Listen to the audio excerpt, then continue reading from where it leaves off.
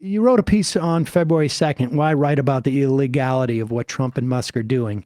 Because even if these courts rule as they have, and I think subsequent to you writing this piece, the courts have ruled largely, almost exclusively, I think, in against the Trump administration, what they're doing. And like I say, we have different areas where it's unclear whether the Trump administration is listening to these courts, even though they're not necessarily, at least within the courts, challenging the court's jurisdiction here, I guess. But as a political question, you're writing about the value of branding what they're doing as illegal.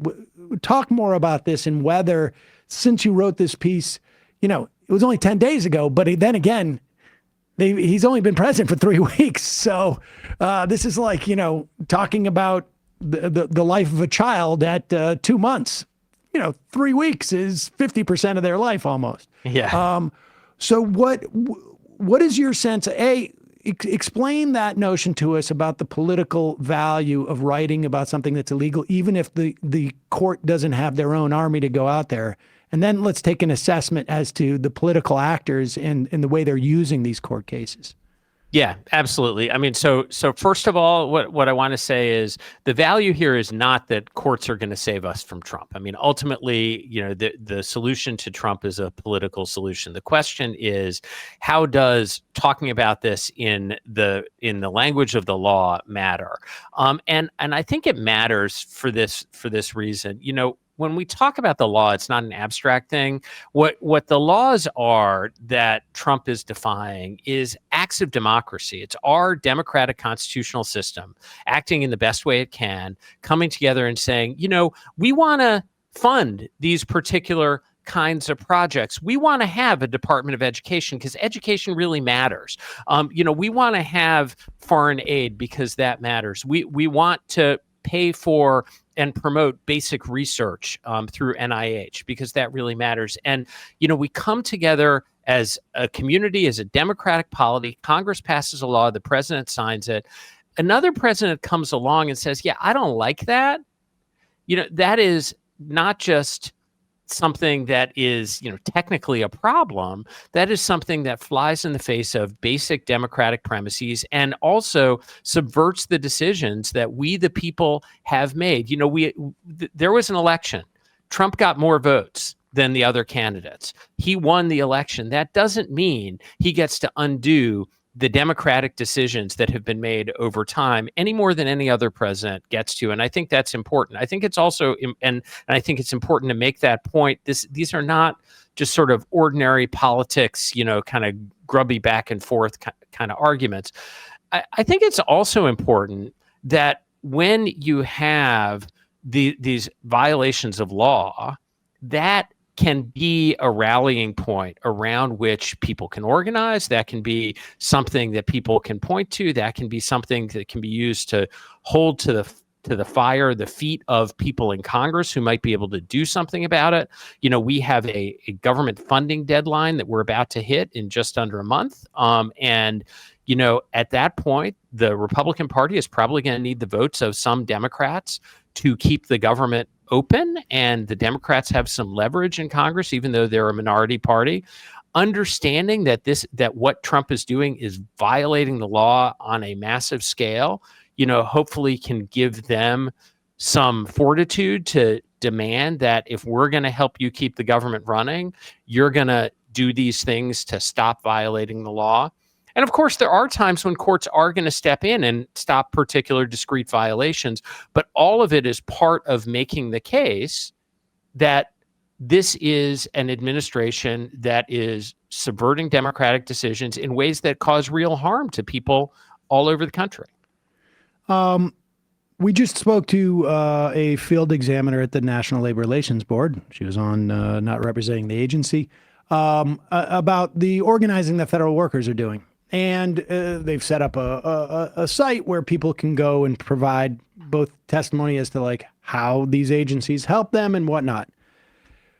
You mentioned that the Democrats have leverage here, which is literally the opposite of what the minority leader in the House, Hakeem Jeffries, said the other day. He literally said at a press conference, "We have no leverage."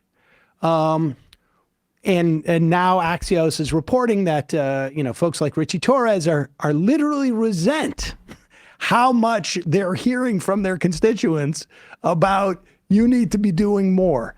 Give me your sense of because like you say, the odds are stacked here, but these court cases are not just court cases and not just legal proceedings. They are political bludgeons if somebody picks them up and starts to use them. And, this person we had on from the National Labor Relations Board said our commissioner was fired illegally. Never happened before. 90 years, fired without cause, can't do that. She had 3 years left in her term. And I'm seeing some members of Congress get out in front of the Consumer Financial Protection Bureau, some, getting out in front of the USAID.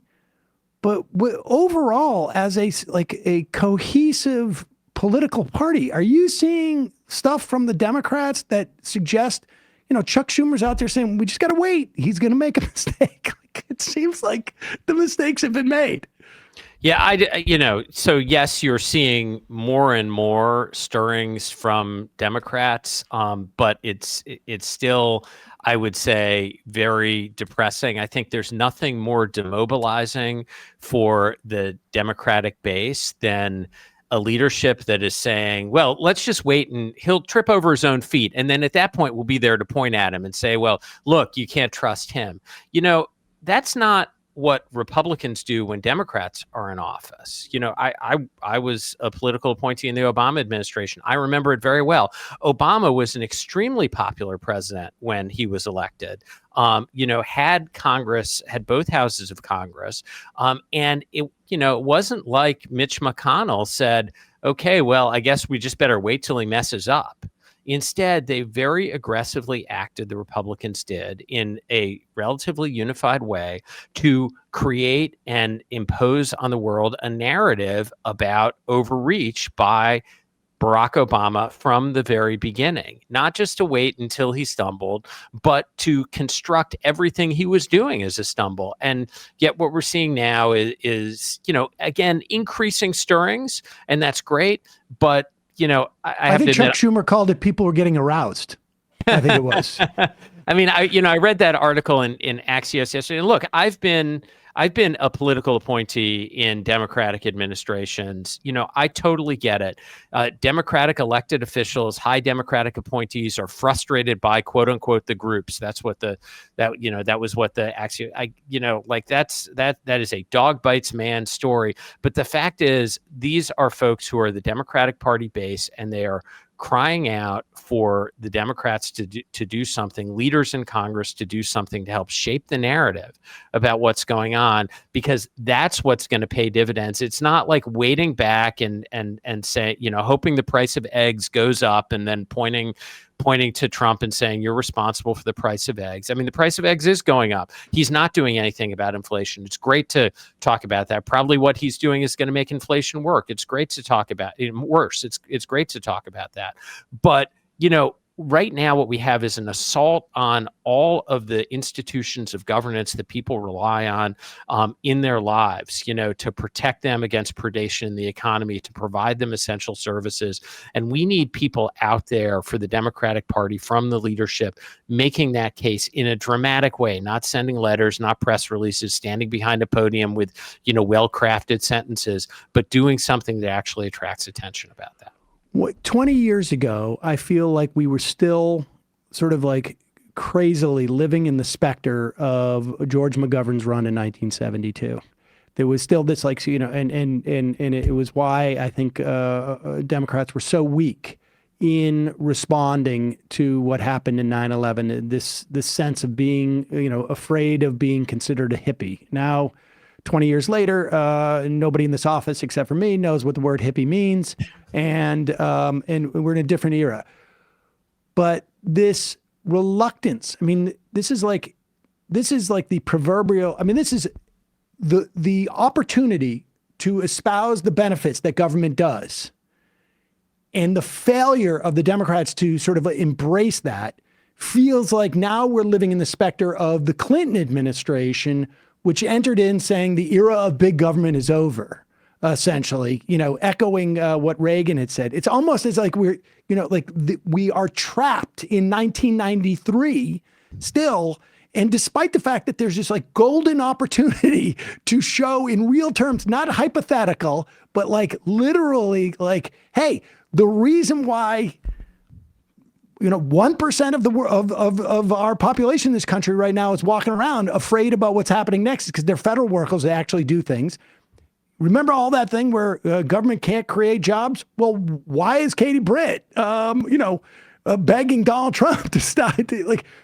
Those must be creating jobs. Like, what is the? How do we get past this specter? Yeah, we need to be out there making that case, and it's very frustrating because there was this moment in the Biden administration, where I was very proud to serve on the domestic side of the Biden administration. We cut child poverty in half at the beginning of the Biden administration.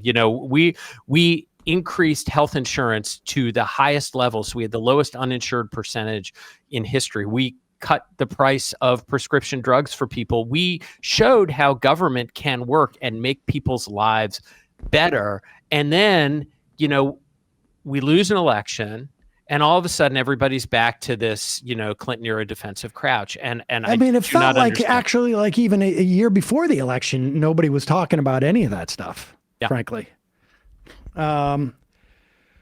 Well, Sam, hopefully we will talk with less than an 8-year interval, but it will be under better circumstances. Sam Bagenstos, we will put a link to the Inside Outside newsletter. Really appreciate your coming on and your perspective on this. Thanks so much. Hey, folks, don't forget to hit the subscribe button and check out our daily show. We do it every day at 12 p.m. Eastern for about 2.5 hours. We even take phone calls. You should check that out.